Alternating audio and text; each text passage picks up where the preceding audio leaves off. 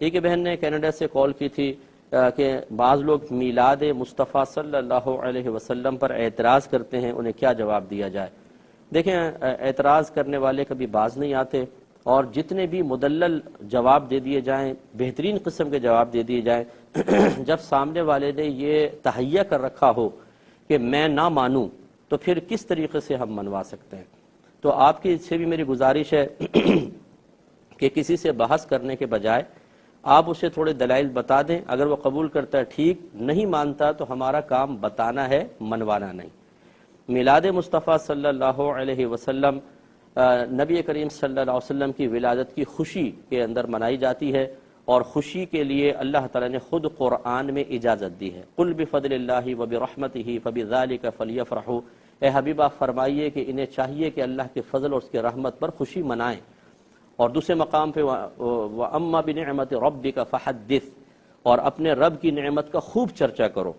دونوں چیزوں کو اگر آپ ملا لیں تو اللہ کی نعمت جب ملے، اللہ کا فضل، اللہ کی رحمت حاصل ہو، اس پر خوشی منائیں اور اس کا اظہار بھی کریں۔ تحدیث نعمت کا مطلب ہوتا ہے نعمت کا اظہار کرنا، خود قرآن میں اللہ تعالیٰ بیان فرما رہا ہے۔ اب اس کا انداز کیا ہونا چاہیے؟ کیا قرآن نے مقید کیا ہے؟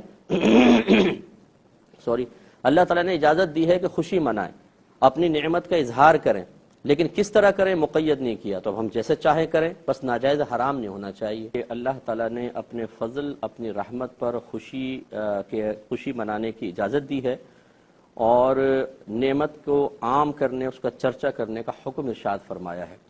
اب اگر ہم ایک عام امتی سے کویسچن کریں کہ بتائیے کہ اللہ تعالیٰ کی عطا کردہ سب سے بڑی نعمت کیا ہے، اس کی نعمت کا سب سے عظیم ظہور کیا ہے، اللہ تعالیٰ کا سب سے بڑا فضل کیا ہے، تو میرے خیال میں اگر ادنا سے بھی سمجھدار ہوگا کہے گا کہ ہمیں نبی کریم صلی اللہ علیہ وسلم کی امت میں اللہ نے پیدا کیا، یہ اس کا سب سے بڑا فضل و کرم ہے، پھر مسلمان بنایا، پھر اہل محبت میں سے بنایا، تو گویا کہ نبی کریم صلی اللہ علیہ وسلم کا ہمیں مل جانا، بحیثیت نبی کے ان کا ہمیں ملنا، اور ہمارا ان کا امتی ہونا، یہ اتنا بڑا فضل ہے، اتنی بڑی رحمت ہے، اتنی بڑی نعمت ہے کہ میں قسم کھا سکتا ہوں اس پر کہ انشاءاللہ جب آپ بروز قیامت پہنچیں گے تو پھر آپ کو اندازہ ہوگا کہ جس نعمت کی ہم نے اتنی قدر نہیں کی، وہ واقعی کتنی بڑی نعمت ہے، اور کس طریقے سے نبی کریم صلی اللہ علیہ وسلم کی نسبت کی برکت سے ہر شخص کو، ہر امتی کو پروٹوکول ملے گا، اس کا ہم اندازہ نہیں کر سکتے۔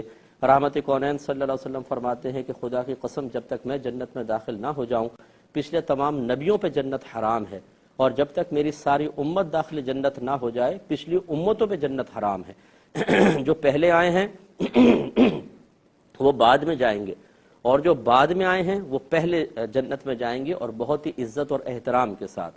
تو جب ایک گھر میں بچہ پیدا ہوتا ہے، ہمارا ملک آزاد ہوا، کسی بڑی شخصیت کا یوم پیدائش ہوتا ہے، تو ہم خوشی کا اظہار کرتے ہیں، کیونکہ ایک فطری تقاضا ہے۔ تو پھر نبی کریم صلی اللہ علیہ وسلم جو اتنی عظیم نعمت ہمیں ملی ہے، اس پر خوشی کا اظہار کرنا کیسے منع ہو سکتا ہے؟ میں ایسے لوگ جو 12ویں شریف کے منانے کے قائل نہیں ہیں، اس کو ناجائز کہتے ہیں، میں اتنی گزارش کرتا ہوں کہ چلیں اتنے پہ تو آپ اتفاق کریں گے نا کہ نبی کریم صلی اللہ علیہ وسلم جس تاریخ میں پیدا ہوئے، ہمیں فطری لحاظ سے کم از کم خوشی محسوس ہونی چاہیے، کم از کم خوشی محسوس ہونی چاہیے۔ اپنے دلوں سے سوال کریں کہ کیا آپ کو اس پیدائش پہ کم از کم خوشی محسوس ہوتی ہے کہ اللہ نے اتنی بڑی نعمت اسی تاریخ میں عطا فرمائی تھی؟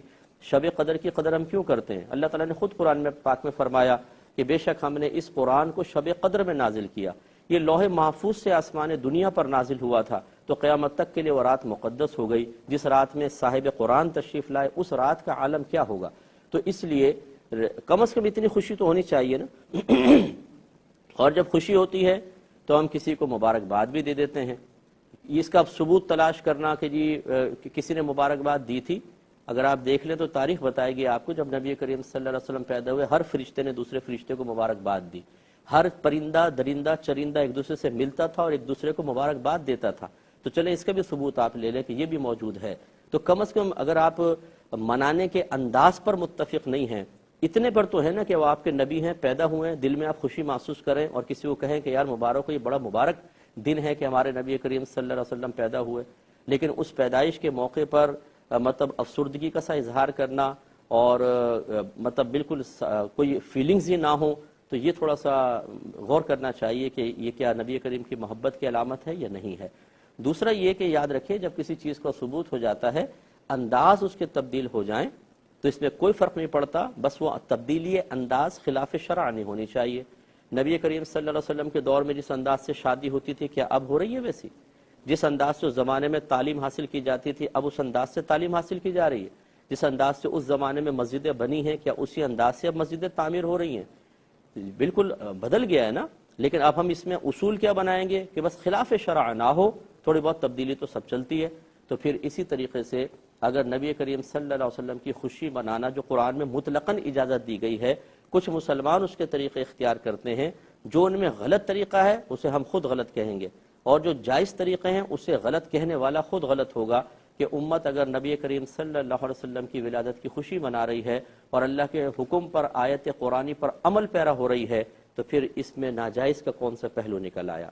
تو اس لیے سمجھنا چاہیے اس کو۔ تو میں آپ سے گزارش کرتا ہوں، جس بہن نے کال کی تھی، کہ یہ سمجھانا مطلب اس وقت نافع ہوتا ہے جب سامنے والا کسی اور سوچ کے تابع ہو کر مفلوج نہ ہو چکا ہو۔ جس کی سوچ مفلوج ہو جائے وہ کبھی قبول نہیں کرتا۔ جو مطلب کسی کے تابع ہونے سے ذہن کو ہٹاتا ہے اور پھر حق کو تلاش کرنے کی کوشش کرتا ہے، ہدایت اسی کو حاصل ہوتی ہے۔ ہم اصل میں پہلے ہی کسی کے تابع ہوتے ہیں۔ جتنے لوگ ناجائز کہہ رہے ہیں ان کو سامنے بٹھا کے کویسچن کر لیں تو گڑبڑا جائیں گے، جواب نہیں دے پائیں گے، لیکن آخر میں نتیجہ یہ نکلے گا نہیں ناجائز ہے، کیوں؟ ہمارے بڑوں نے کہا ہے۔ تو بس جس سے بھی سنا اس چیز کو اپنے ذہن میں بٹھا لیا، اس کے بعد کوئی حق کو قبول کرنے کے لیے تیار نہیں۔